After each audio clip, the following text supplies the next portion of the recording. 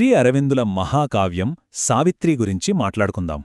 ఇది కేవలం ఒక పద్యం కాదండి, అదొక విశ్వం. అంటే సాహితీ చరిత్రలోనే బహుశా ఇంత ప్రతిష్ఠాత్మకమైన రచన మరొకటి లేదేమో. ఇది ఏం చేస్తుందంటే ప్రేమ, మృత్యువు ఇంకా మానవ చైతన్యం యొక్క అసలైన సరిహద్దులు ఏంటి అని అన్వేషిస్తుంది.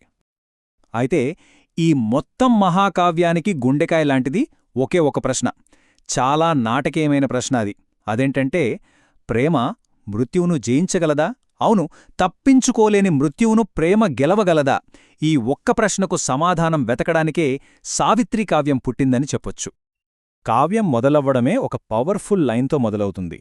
అదేంటంటే, మన జీవితం ఒక విరోధాభాస, దానికి తాళంచెవి భగవంతుడు. దీనర్థమేంటి అంటే, మన బతుకంతా ఒక పెద్ద చిక్కుముడి లాంటిదనమాట. మరి ఆ ముడిని విప్పే తాళంచెవెక్కడుంది? అది మనలోనే ఉంది, మనలోని దైవత్వంలోనే దాగి ఉంది. సో ఈ మొత్తం ప్రయాణం ఆ తాళంచెవిని కనుక్కోవడమే. ఇది మామూలు పుస్తకం కాదండి, ఒక వ్యక్తి జీవితకాలపు తపస్సిది. ఆలోచించండి, శ్రీ అరవిందులు కొన్ని దశాబ్దాలపాటు ఈ ఒక్క కావ్యాన్ని చెక్కుతూనే ఉన్నారట. చివరికి ఆయనకు కంటిచూపు పూర్తిగా తగ్గిపోయినప్పుడు కూడా తన అంతర్దృష్టితోనే చూస్తూ ఒకరికి డిక్టేట్ చేసి మరీ చివరి సవరణలు చేయించారంటే దాని వెనక ఎంత డెడికేషనుందో అర్థం చేసుకోవచ్చు. అలాంటి మహత్తరమైన కృషి ఫలితమే ఈ అన్వేషణ. కథ ఒక చిన్న పురాణ గాథగా మొదలవుతుంది, కాని అది మానవాత్మ చేసే ఒక విశ్వ పోరాటానికి ప్రతీకగా ఎలా మారిందో ఇప్పుడు చూద్దాం. సరే, కథలోకి వస్తే అసలు కాన్ఫ్లిక్ట్ ఇక్కడే స్టార్ట్ అవుతుంది. సావిత్రి, ఆమె ఒక యువరాణి, కాని మామూలు యువరాణి కాదు, అనంతత్వపు పుత్రిక. ఆమె భూమిమీద తన సోల్మేట్ సత్యవంతుడిని కలుసుకుంటుంది. వాళ్ల ప్రేమ పర్ఫెక్ట్, కాని విధి వాళ్లకోసం ఒక భయంకరమైన ప్లాన్ వేసింది. అదేంటంటే, నారద మహర్షి వచ్చి చెప్తారు, సరిగ్గా 1 సంవత్సరంలో సత్యవంతుడు చనిపోతాడని. ఇక చూడండి, తప్పించుకోలేని ఆ తీర్పే సావిత్రి అన్వేషణకు పునాది వేస్తుంది. అయితే ఇక్కడొక విషయం ఉంది, ఈ బాధకు ఒక అర్థం ఉంది. కావ్యంలో ఒక అద్భుతమైన మాట ఉంటుంది, బాధ అనేది ప్రకృతి మనుషులను గొప్పవారిగా చెక్కే హస్తమని. అంటే ఏంటి? ఈ కష్టం ఆమెను కుంగుదీయడానికి కాదు, ఆమె లోపల ఉన్న అసలైన దైవత్వాన్ని బయటకు తీసుకురావడానికి అన్నమాట. సరే, సావిత్రి అన్వేషణ మొదలుపెడుతుంది.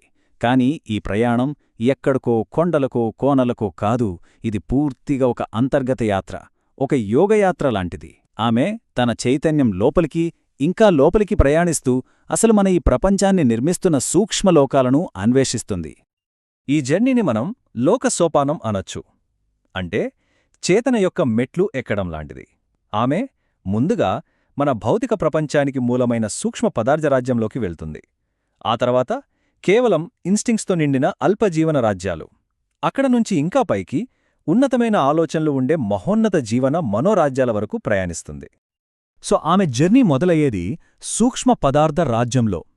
కావ్యంలో దీన్ని మరింత సుందరమైన రూపాల ప్రపంచం అంటారు. అంటే సింపుల్గా చెప్పాలంటే ఇది మన ఈ భౌతిక ప్రపంచానికి ఒక డివైన్ బ్లూ ప్రింట్ లాంటిది. ఇక్కడ ప్రతిదీ దాని పర్ఫెక్ట్ రూపంలో ఉంటుంది. ఆ బ్యూటిఫుల్ ప్రపంచం నుంచి ఆమె అల్పజీవన రాజ్యంలోకి అడుగుపెడుతుంది.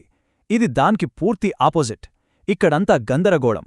కావ్యంలో అన్నట్టు అక్కడ వేలాది మంది అశాంతితో సందడిగా తిరుగుతుంటారు, చిన్న చిన్న ఆశలతో ఆనందిస్తూ ఉంటారు. ఇది బేసిక్ లైఫ్ ఫోర్స్, కంట్రోల్ లేని ఇన్స్టింక్ట్స్, చిన్న చిన్న కోరికలతో నిండిన ఒక కెయాటిక్ ప్రపంచం. అంటే పర్ఫెక్షన్ నుంచి గందరగోళంలోకి వచ్చినట్టు. ఆ కేయాస్ని కూడా దాటిన తర్వాత ఆమె ఉన్నత చైతన్యపు రాజ్యాలకు చేరుకుంటుంది. వీటిని కావ్యంలో మహోన్నత మనస్సు శిఖరాలు అంటారు. దీని గురించి ఒక ఇంట్రెస్టింగ్ లైన్ ఉంది, మనిషి అక్కడికి వెళ్లగలడు కాని జీవించలేడు, ఎందుకంటే అవి మన సాధారణ ఆలోచనలకందని విస్తారమైన దైవిక దర్శనాలతో నిండిన ప్రపంచాలు. ఓకే, తన లోపల ఈ ప్రయాణమంతా పూర్తి చేసుకున్నాక సావిత్రి అసలైన ఫైనల్ టెస్టుకు సిద్ధమవుతుంది. అదే ఈ మహాకావ్యానికి క్లైమాక్స్, మృత్యువుతో వాదన. ఆ ఫేటల్ డే రోజున సత్యవంతుడి ఆత్మకోసం ఆమె డైరెక్ట్గా మృత్యుదేవుడినే ఎదుర్కొంటుంది. మృత్యువు తన వాదనను చాలా నిర్దాక్షిణ్యంగా మొదలుపెడతాడు. అశాశ్వత జీవులారా, మీ టెంపరరీ ప్రేమలు శాశ్వతమైన దేవతలను బంధించలేవు అంటాడు. ఇది కేవలం మాట కాదు, ఇది ఒక ఫైనల్ రిజెక్షన్, చాలా కఠినమైన లాజిక్. మార్చలేని విశ్వనియమం యొక్క వాయిస్ అది. కాని సావిత్రి, ఆమె భయపడదు, కనీసం బ్రతిమాలదు కూడా. ఒక విక్టింలా కాకుండా ఒక ఈక్వల్ ఫోర్స్గా నిలబడి గట్టిగా చెప్తుంది, నేను అమరత్వం యొక్క స్పృహతో నడుస్తున్నాను, నీ దగ్గరికి నేను అడుక్కోడానికి రాలేదు. అబ్బా, ఆ మాటలోనే ఆమె పవరేంటో తెలుస్తుంది.